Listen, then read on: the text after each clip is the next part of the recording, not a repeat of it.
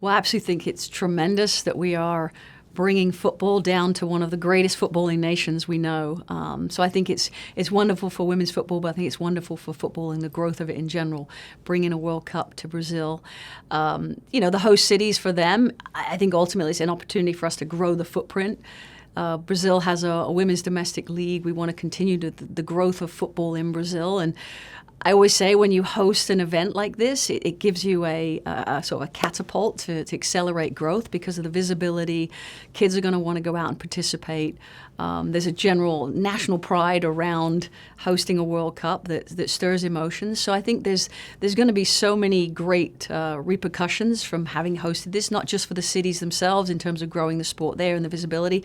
It also, and I think this is one of the things that's very, very special about a Women's World Cup, is it's a platform for heroes to be found and developed. And, for some of these players in Brazil, they will become household names by the end of this tournament. And for many players around the world, they'll be known in their own countries. And it's an exciting part of the growth of women's football.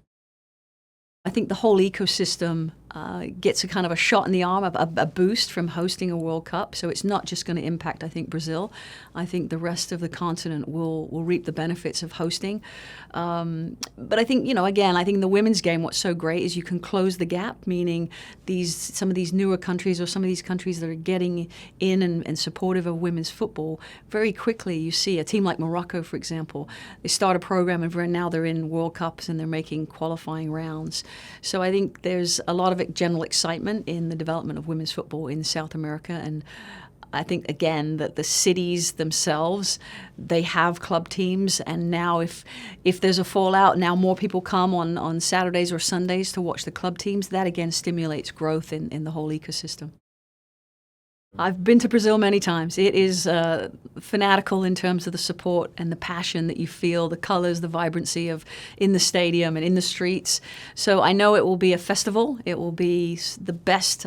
I always say the best. I think it will be the best World Cup, Women's World Cup ever, because I think the level of football is accelerating and the education of fans, they understand the game. So you're going to see this perfect blend of incredible talent with an incredible fervent fan base. I think it will be extraordinary.